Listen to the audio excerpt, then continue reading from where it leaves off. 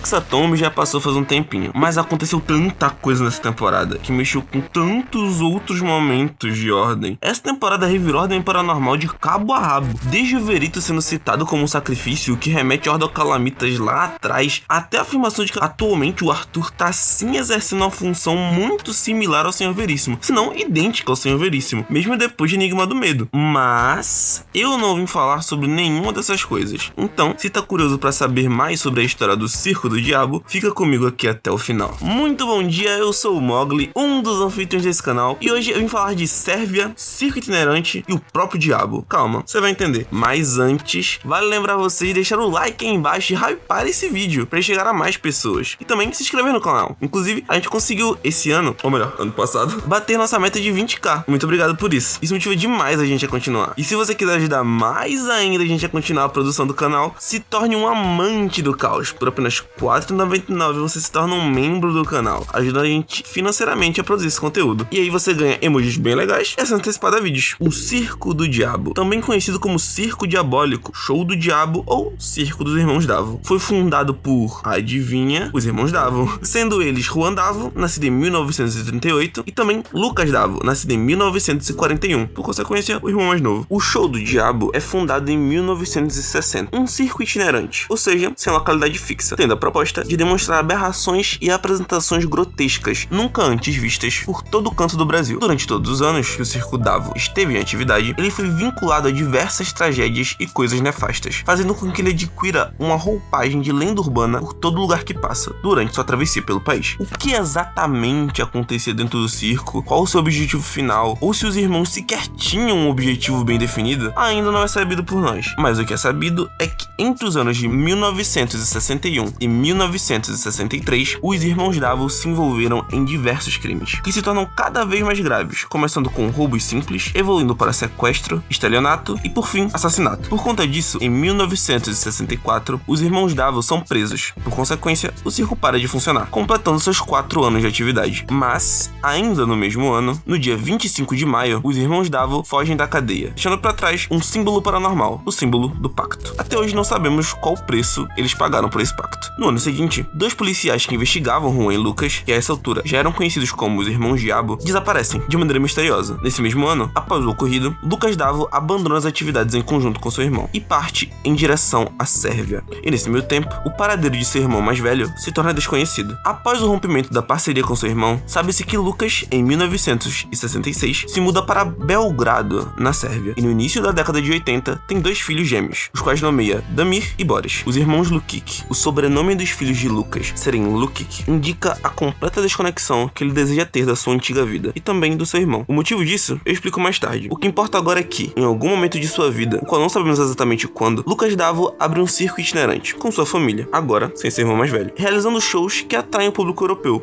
Mas infelizmente para Lucas Davo, o que parecia ser um novo começo para ele acaba não durando muito, já que durante a década de 90, sob circunstâncias absolutamente misteriosas e motivação tão turva quanto, Lucas e sua família são brutalmente assassinados. Pouco se sabe sobre o que aconteceu, mas Boris e Damir sobrevivem, passando a atribuir todo o acontecimento ao diabo e jurando vingança a ele por isso. Vingança essa que nos levam aos acontecimentos de calamidade. Então, acontecimentos esses que eu não vou me aprofundar aqui. Mas os acontecimentos de calamidade nos levam ao Damir, filho de Lucas Davo, aparecendo em Hexatomb. E aqui eu irei me aprofundar, pois é a primeira vez que vimos o circo de perto. O circo dos Davo finalmente deu as caras em tela. Em Hexatomb podemos ver sua estrutura de fato, separada em barracas na frente, com diversos jogos, inclusive sendo cenário da primeira cena do Turbilhão de Memórias da Kemi, graças a Alê, e também temos a tenda, com arquibancadas e o Globo da Morte no meio, que era usado como trono pelo Kaito. Além de outros detalhes, como o painel dos 2 diabinhos, onde Kemi e Dalmo tiram a foto, e o aparelho que Dalmo quebrou no soco. Também tem o logo de chifrinhos logo na frente, onde os Psiclora picharam seu próprio logo. Enfim, não se sabe exatamente como ou em que momento o circo foi parar na região da Coroa de Espinhos, mas claramente foi uma das últimas coisas a acontecer ali, antes da desocupação em massa na região, já que nas ruínas da cidade ainda é fácil encontrar cartazes anunciando a chegada do circo. Obviamente, em 2023, o ano que se passa Hexatomb, o circo estava levemente descaracterizado, já que nessa temporada os Psiclora usaram ele como base. Então espalharam cartazes da banda, pichações e coisas assim. Mas não restam dúvidas que era sim o circo dos Irmãos Davo. Uma pena que um dos filhos de Lucas esteve tão perto de ver isso. E bom, não pôde ver por força maior, digamos assim, já que Raziel,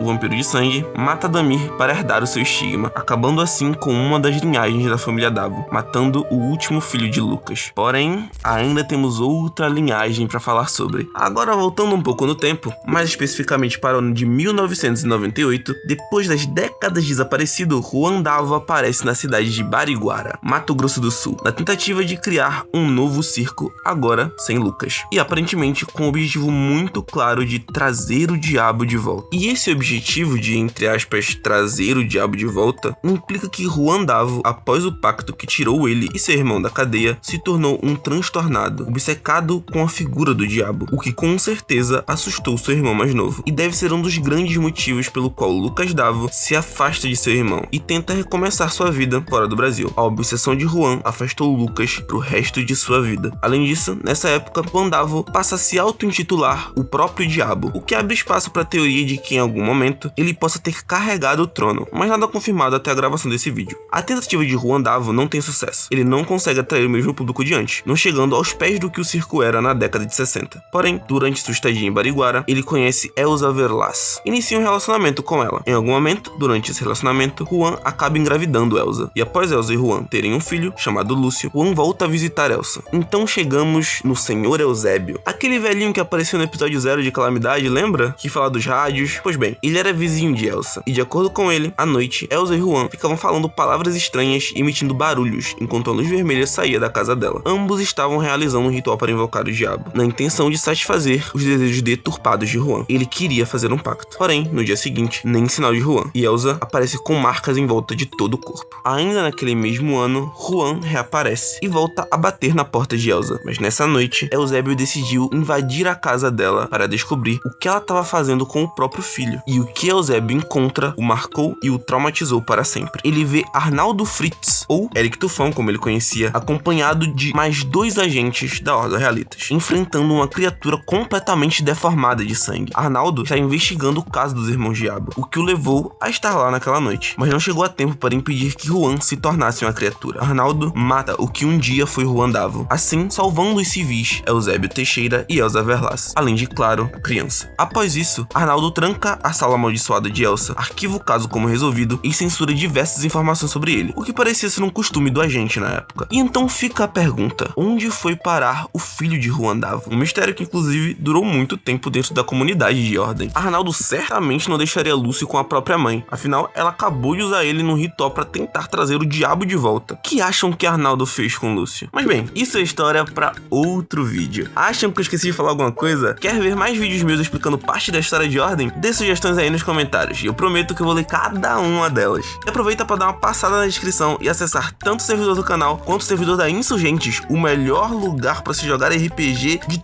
todo o nosso. Pode acreditar. Bom, muito obrigado por me assistir até aqui e espero te ver num próximo vídeo. Tchau!